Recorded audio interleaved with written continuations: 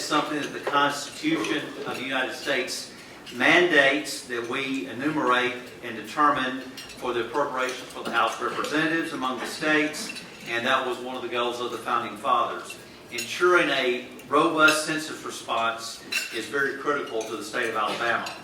This is because the census data is used to determine nearly half of $1 trillion of federal funding that is spent each year on services and infrastructure, such as hospitals, schools, senior centers, emergency services, bridges, and other public work projects, and job training centers across the state. Census data also informs planning decisions made by the state of Alabama, as well as local governments like the city of Cullman and all the other cities that are represented around the state, because the accurate census data is available to all Americans if it's used by our regions and by our businesses to help them grow, to help them succeed, and to serve our community. One of the things that there's been a common question or a common theme that's been talked about among a lot of people since we've been talking about a census, because we've seen news reports, is the question: would Alabama lose a congressional seat? As you know, right now we have 7 congressional seats in the state of Alabama. We have maintained that number since the 1960 census, and of course we want to keep that.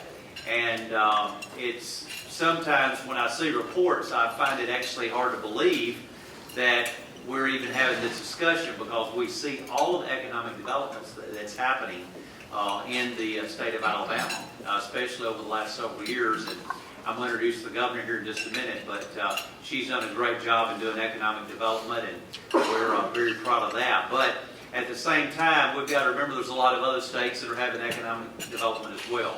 We want to make sure that we're keeping up with the national average, and that's what this is all about. And what we want to make sure is that our numbers reflect the true population for the state of Alabama. I think what we've seen so many times in the past is that we have not actually we've done a count of the people that live in the state of Alabama. I would put our economic development and our growth in the state of Alabama against just about any other state.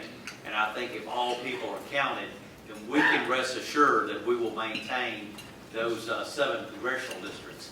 And you say, what's so big about having just 7 as opposed to 6 or whatever congressional districts?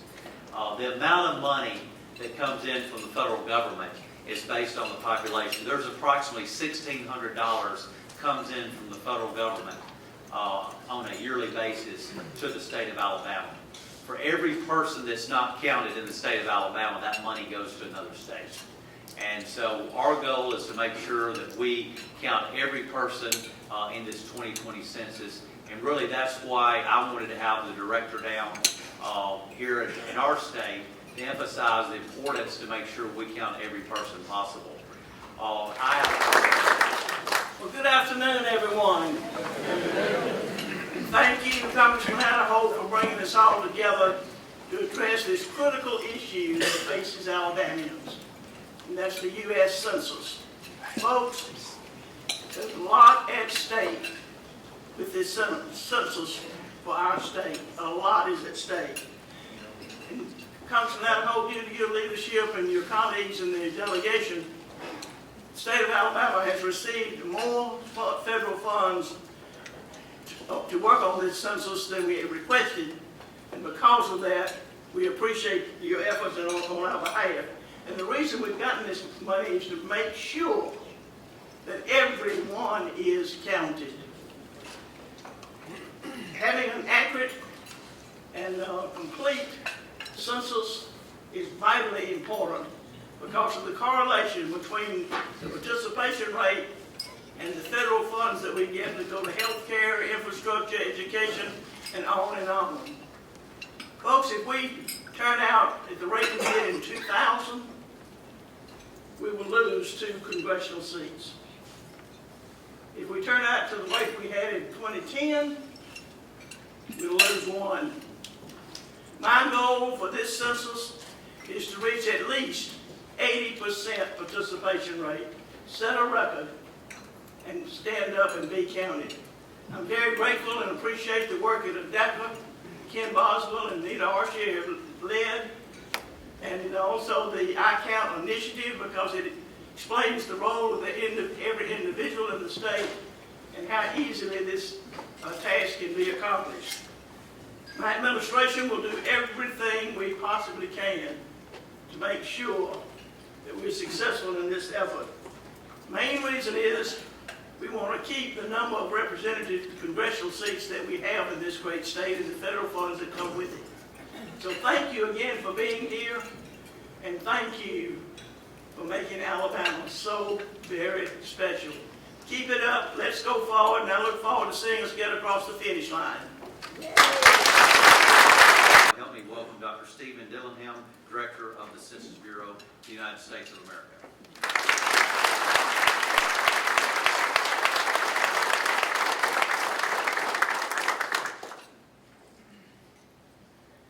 Well, it's a true pleasure to be here in Alabama, and it is my first visit officially since becoming the director of the Census Bureau, but it will not be my last visit. This is a wonderful state. I'm not sure exactly when I'll make it back, but if I could get one of those football tickets, one of those special football tickets, but I'm told that that's not possible. So even in Washington, you have your limitations. But I want to thank the Congressman, who is the ranking member on appropriations and has been a great supporter of the Census Bureau, and his lovely wife, Carolyn. It was nice meeting you today, and I want to commend the governor on her leadership with the census and the great things that she has done, and the members of her cabinet, and Director Boswell, and others that have been assisting her, Chief of Staff, former Congressman, and others. It's just tremendous progress and great news coming out of Alabama. And I'm very pleased to be here to receive some of that news, and we had some great discussions preceding this lunch that I learned quite a lot about Alabama and the progress that's being achieved with the 2020 census. And I'm excited about it, very pleased. And I think in many categories, Alabama is used to being number one. But I think in the 2020 census, you can be number one again. So some of the things that I don't want to repeat myself too much. We had these great discussions. Began the morning by going through some of the hard-to-count areas that are in close proximity to Cullman. And whenever I travel, I always try to, first of all, if at all possible, go to the hard-to-count areas.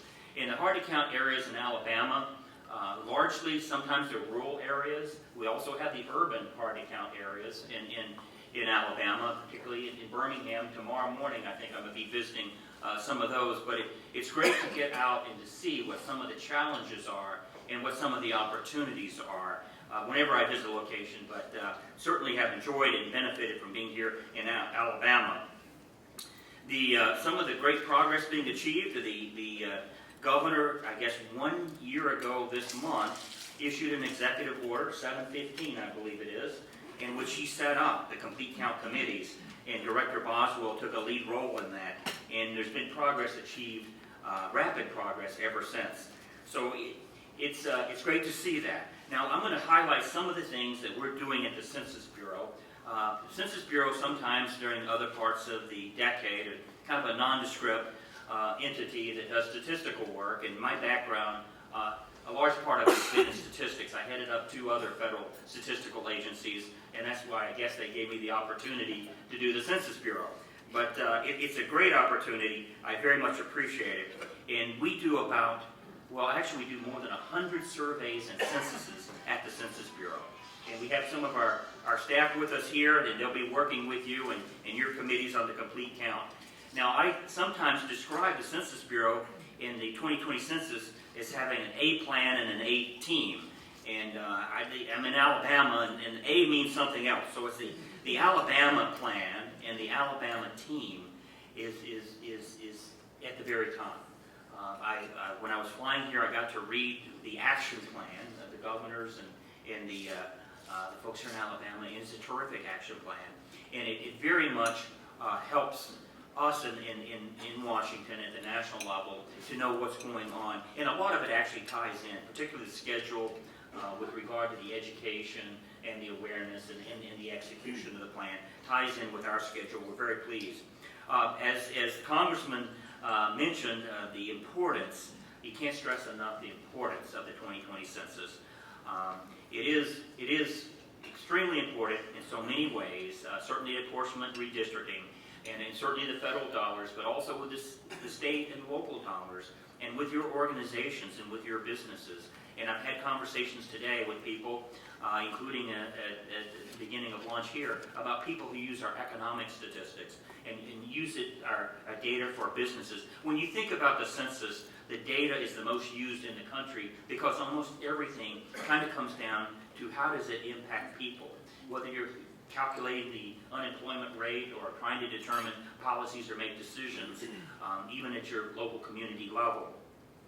Some of the good things about the census, our assistance will reach 99.6% of the population in languages. So if there's any concern about languages, we have got more effort and more resources than ever before to make sure that the languages are being covered. It's also the easiness of the census. We always repeat this message. The census is easy, it is safe, and it's important. We just alluded to the importance. The Congressman went over that very well, as the Governor. But the easiness. I don't want there to be any confusion out there. You've got two new options now. You still have the paper option. If you don't take advantage of one of the new options, you're going to receive the census questionnaire in the mail. So you can always do it by mail. Anyone you know, or parents or whatever, that may not be interested in the other means of answering it, can always do it by mail. And of course, if you don't do it by mail, we're going to come knock on your door eventually. But we also have the internet and phones. So now you can answer the census anywhere at any time. You can be at a sporting event, you can be at a church event, you can be anywhere, and you can answer the census. And so that's great news. And the new tools that we have enable us and others and the groups and partnerships we have with you to go into the hard-to-count communities. We can go in there with a laptop. We can go in there with a telephone. And we don't require the people in those communities to get in their car and drive to an office building or something to try to get a new census form or whatever. They can answer it in 10 minutes by phone. If you have a smartphone, you can actually fill in the form. If you have a non-smartphone, you can talk to the person. They'll take your information over the phone. We have call centers across the nation. And then the internet. When we tested it in 2018, most people, this was a test in Providence, Rhode Island, most people selected the internet. So more than 50%. We expect that it could be true this time too. So keep in mind, it's easier than ever to answer the census. It takes about 10 minutes of your time for one individual. If you have a large family, it takes a few more minutes to fill in the information for members of your family. But you can do it by internet, by phone, by paper. Or if we don't hear from you, we're going to send our folks out, about 400,000, and they're going to knock on the doors. So that's the process by which we do that. The safety is something we also want to stress. The way I simplify it usually is the Census Bureau takes in a lot of information. We take in administrative information. We take in information from all sorts of sources. But what we produce and what we share is simply this. We produce numbers, aggregate numbers, statistics.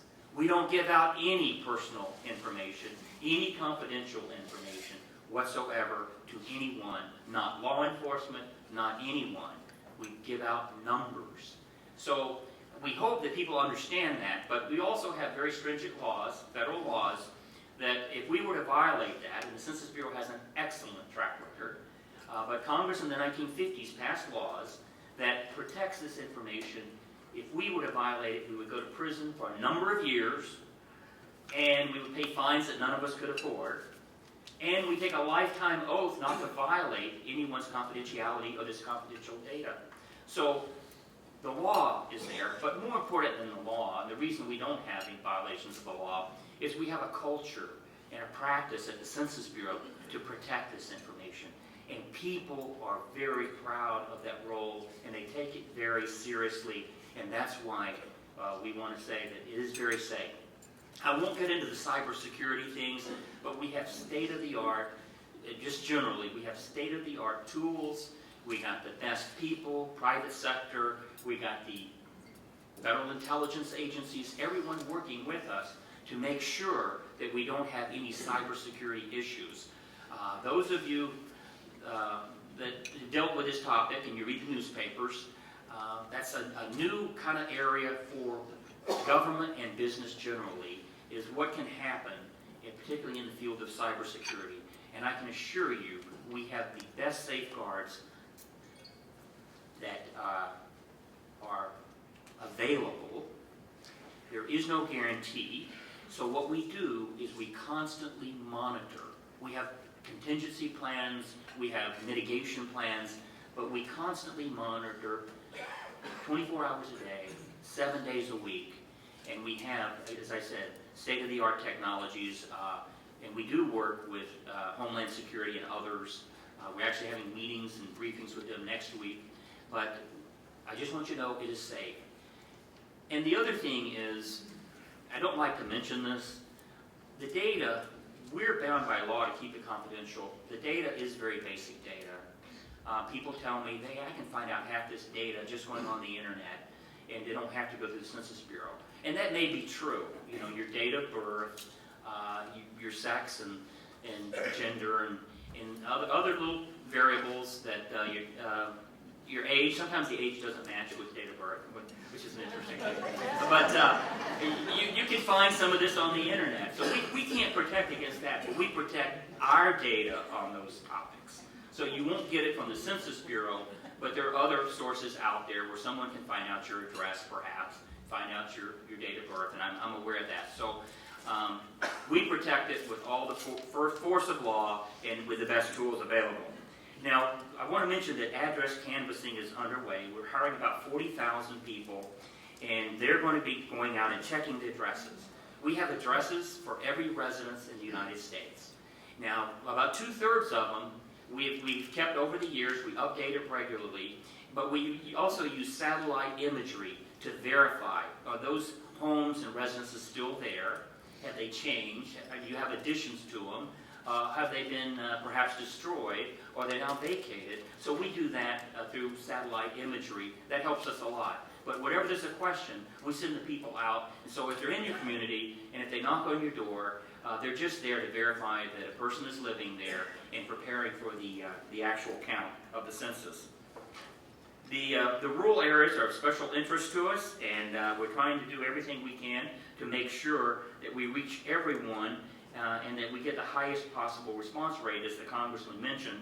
And we're doing that in many different ways. I saw many opportunities this morning at different centers and places where people come together. Sometimes it's a farmer's market or any kind of location where people gather. Potentially, you could have someone there with a laptop or with a telephone encouraging people to answer the census. I was in one city in Columbia, South Carolina. They're putting Wi-Fi in the buses, and people on their way to work can actually complete the census while they're in the bus, for the bus ride.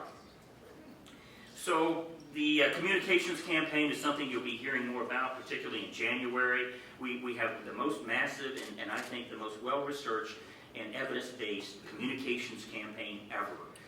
You're going to hear about the census on the television, in the media, on the radio, and the social media, and all sorts of other places.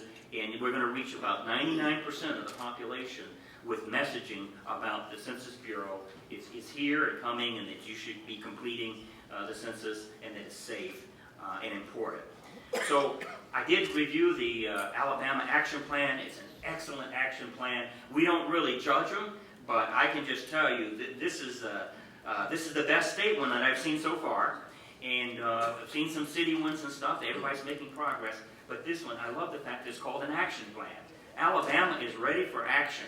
And we got great leadership, and the leadership from the governor's office and from everyone else in the organizations and from Alabama Promise and the nonprofit groups and everyone else working together and collaborating. I think we'll get the job done. We'll reach those hard-to-count populations. I'd be remiss if I didn't mention at least a couple of them. One is we want to make sure we count all the children. And in my research, I found out this has been a problem since 1790. For some reason, it's been difficult to always capture the count of the children.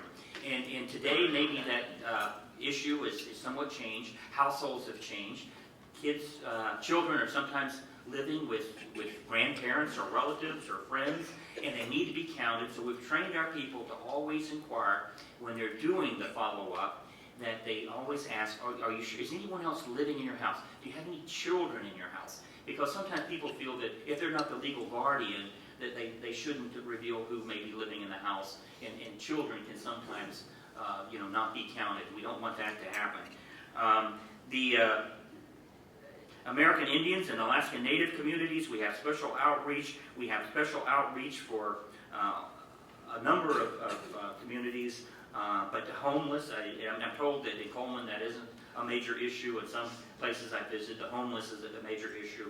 We actually get out at night in pairs under the freeways, except to make sure we count the homeless, or we count them at the the soup kitchens or wherever they may be. So in some parts of Alabama, that will be an issue, and we will work there. But I want to thank our regional staff and our local partnership specialists for all their help, and we're going to be staffing up even further. We're looking forward to working with Alabama and all of you and your organizations and all the stakeholders, because we do, as Congressman said, we want a complete and accurate count. We want to count everyone, and we want to count them in the right place. So thank you so much for inviting me here. I really enjoyed it, and I do intend to come back, and I want to hear the great news as to the percentage and meeting the governor's goal here for the self-reporting. Thank you so much.